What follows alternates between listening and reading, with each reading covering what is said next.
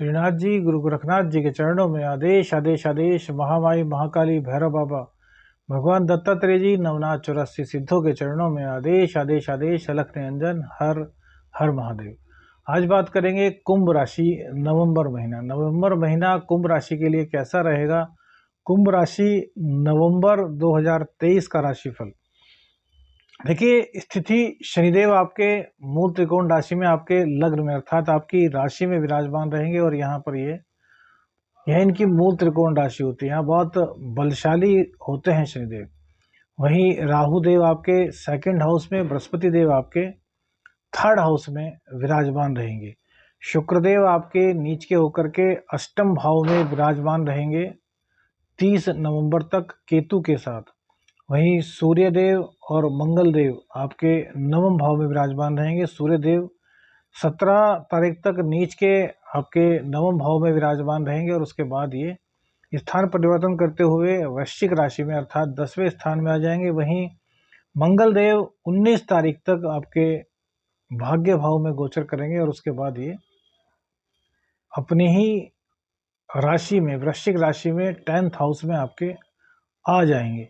तो इन्हीं ग्रहों के आधार पर आपके नवंबर का पूरा हाल क्या डिसाइड होने वाला है, इसी पर चर्चा करते हैं। देखिए, कुंभ राशि पर 7.5 की सेकंड ढैया चल रही है अर्थात 7.5 का मीडियम पीरियड आपको शुरू हो चुका है 20 जनवरी 2023 से।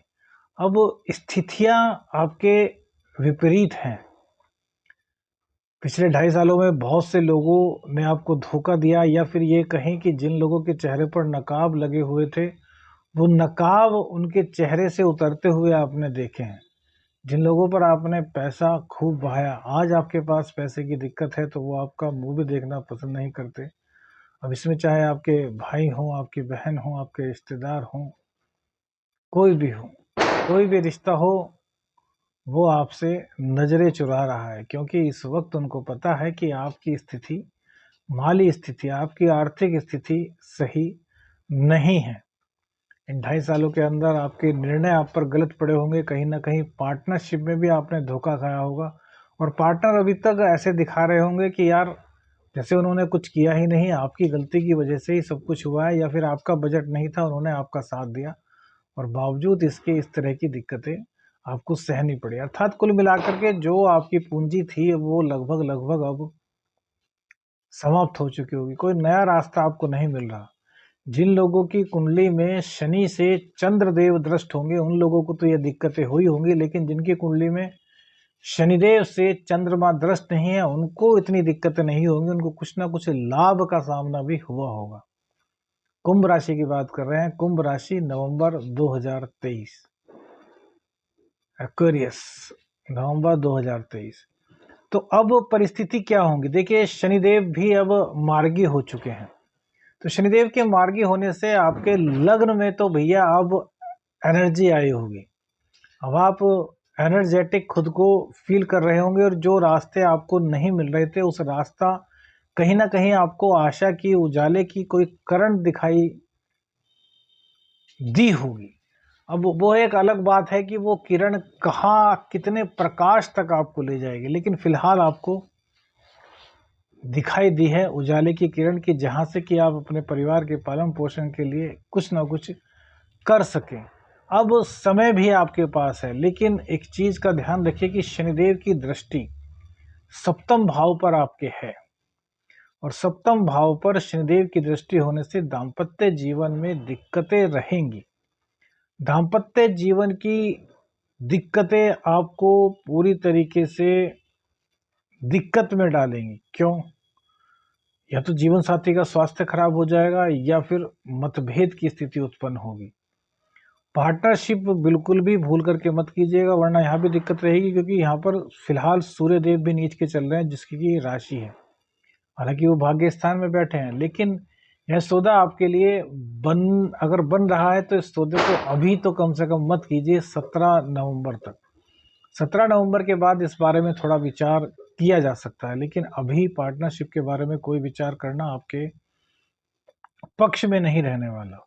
हाँ, उसके बाद जब 17 तारीख के बाद वृश्चिक राशि में आएंगे और फिर 19 तारीख को वृश्चिक राशि में मंगल देव भी आ जाएंगे, तब आपके बिजनेस में कहीं ना कहीं लाभ कराएंगे। जो प्रॉपर्टी आपने ले रखी थी उस प्रॉपर्टी के ग्राहक आपको मिलने शुरू होंगे और उस प्रॉपर्टी के बिकने की पूरी संभावना बनेगी, यदि कुंडली में आपकी शनिदेव मंगल देव की स्थिति अच्छी है तो। क्योंकि गोचर का पूर्ण लाभ तभी मिलता है जब कुंडली में भी उन ग्रहों की स्थिति अच्छी हो, और यदि नहीं है तो भैया फिर तो आपको उपाय करने चाहिए, कुंडली का विश्लेषण करना चाहिए। हाँ, एक चीज है आपके लिए कि राहु का जो परिवर्तन हुआ है यह आपके लिए बहुत अच्छा हुआ। यह अचानक से आपको धन की प्राप्ति कराएगा, और इनकी दृष्टि जो है वो भैया 5वीं दृष्टि छठे भाव पर पड़ेगी। तो छठे भाव में राहु की दृष्टि बड़ी कारक होती है, तो रोग रिपु ऋण से आपको मुक्ति मिलेगी। अब तक आप भले ही कितने ताकतवर आपका शरीर रहा हो, लेकिन इन 2.5 सालों में आपके शरीर में कमजोरी जरूर आपको फील हुई होगी। चाहे आपकी उम्र 20 है और चाहे आपकी उम्र 50, कमजोरी तो फील की होगी भैया। कमेंट्स करके जरूर बताना कि कितनी कमजोरी आई है रोगों की वजह से। रोगों का पता नहीं चलता, रोग आ जाते हैं, डॉक्टर्स पे दवाई, खर्च पे खर्च, बेमतलब के खर्च आपके सिर, टेंशन, इससे आपका शरीर रुग्ण जरूर हुआ होगा। तो उसमें कहीं ना कहीं राहु देवता अब लाभ देंगे। रोग रिपु ऋण को पूरी तरीके से समाप्त करने के लिए आपके अग्रसर हैं। इसके बाद इनकी दृष्टि अष्टम भाव पर पड़ेगी, तो यहाँ पर गुप्त धन आपको दिलाएंगे। जैसे ही सूर्यदेव चेंज होंगे 17 तारीख के बाद, तो गुप्त धन की आशंका आपको बनेगी, आपके रुके हुए कार्य बनेंगे, इंट्यूशंस पावर आपकी स्ट्रोंग होगी। अभी कई और चेहरों के ऊपर से नकाब उतरने बाकी हैं, तो वो नकाब भी इस दौरान उतर जाएंगे। राहु देव अपने इस कार्यकाल में कई चीजें आपको दिखाएंगे। बहुत से लोग आपसे इसलिए अलग हो जाएंगे कि उनको आपकी जो योग्यता है वो पसंद नहीं आएगी। उस समय आपका खराब चल ही रहा है, तो कई तरीके से आपको दिल के हर्ट करने की दिक्कत आएगी। तो उन लोगों से दिल हर्ट होने की जरूरत नहीं, समय जमाने को पहचानने की आवश्यकता है कि इस वक्त कौन आपके साथ है। वहीं शुक्रदेव नीच के हैं। शुक्रदेव कब तक? 30 नवंबर तक, और आपके भाग्येश भी यही हैं और आपके चतुर्थेश भी यही हैं। तो माता और पिता के स्वास्थ्य का ख्याल आपको रखना होगा। नीच के हैं इसलिए गलत कार्यों में आपको प्रवृत्त करेंगे, कहीं ना कहीं चारित्रिक हनन आपका हो सकता है। लेकिन एक प्लस पॉइंट भी है शुक्रदेव का कि आपको लग्जरीज लाइफ जीने के लिए लड़ाई करेंगे और उसके लिए धन भी आपको मुहैया करा देंगे।